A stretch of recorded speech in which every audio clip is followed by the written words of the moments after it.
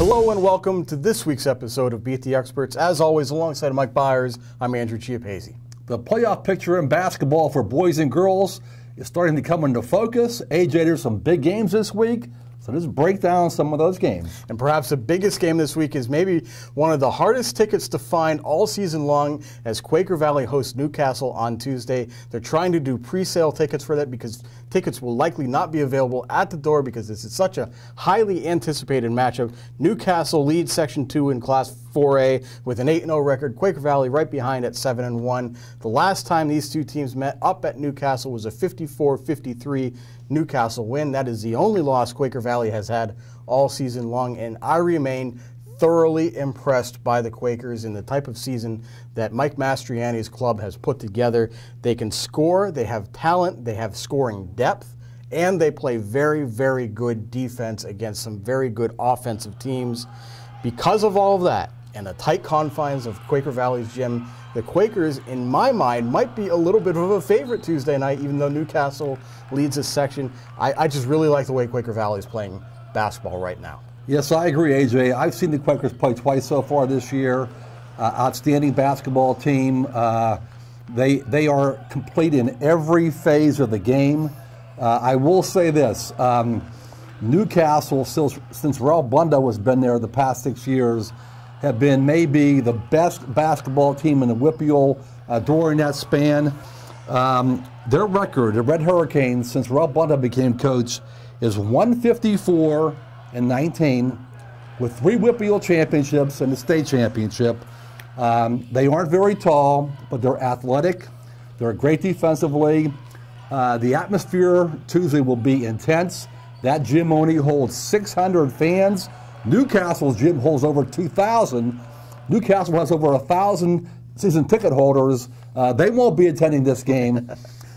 Should be a great game, and I agree, though, that I think Quaker Valley at home is a better team on this night, and I really think they're going to play again for the 3rd time at some point this season. That would be a great game to see one more time this year. After a grueling start to the season, you know, Aliquippa has sort of found its feet a little bit and is now in 2nd place in Section 1 in Class 3A, and in 3rd place is Riverside, who the Quips play at on Tuesday night. Riverside has been impressive because they've been able to stretch the floor a little bit and be competitive in some games that maybe we haven't expected them to be. Dylan Spiker's a really good scorer and shooter, and Aliquippa, they're completely the opposite. They don't score from the outside. They drive to the lane. They play very, very physical, tough defense. So it's kind of a matchup of teams that they are getting something that they don't see every day in practice. Aliquippa is going to get a chance to defend some shooters and some guys that can have some range, and Riverside is going to have a chance to defend some guys that drive the lane and create opportunities close to the basket. So it'll be a good test for both of those teams as they try and jockey for playoff positioning and get ready for late February and try and make a playoff run. Yeah, AJ, both of these teams are going to be playoff teams when it's all said and done. Aliquippa, however, they have a new coach this year. They have a ton of new people, okay? When they beat New Brighton last week, 15 different players scored on that team. But this is not the team, obviously, of Chucky Humphreys, Kazon Pugh, Sheldon Jeter, Jasir Jordan. Those 3 guys, those seniors, went through seasons when they only lost 8 games in 3 years. These Quips are already 8-8. It's a new era. It's a new coach here.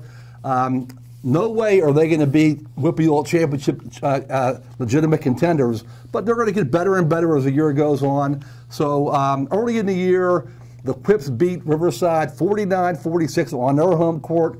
Now they go up to Riverside, so it should be a good game. I'm thinking Riverside can pull this baby out. Be very interesting to see. John Rourke has a good club this year. Yes, he does. Very competitive. Speaking of very competitive, every year it's been Blackhawk, and they were a team that had a grueling stretch to start the season because of their non-conference schedule. The girls, though, they are through the toughest part of their schedule, especially after beating both Beaver and Ambridge, the 2 chief competitors to Blackhawks section championship hopes in that section last week.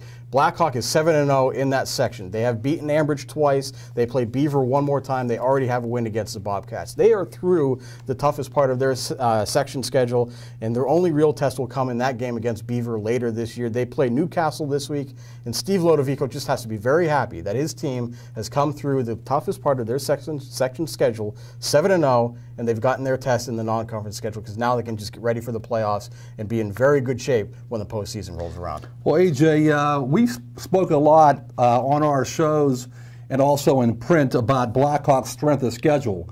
They are only 8-7 overall, but they played some really tough teams. AJ, the Blackhawk girls are going to win that section. The only question is, are they going to have no defeats in the section or one loss? They already blew out Beaver once already this year.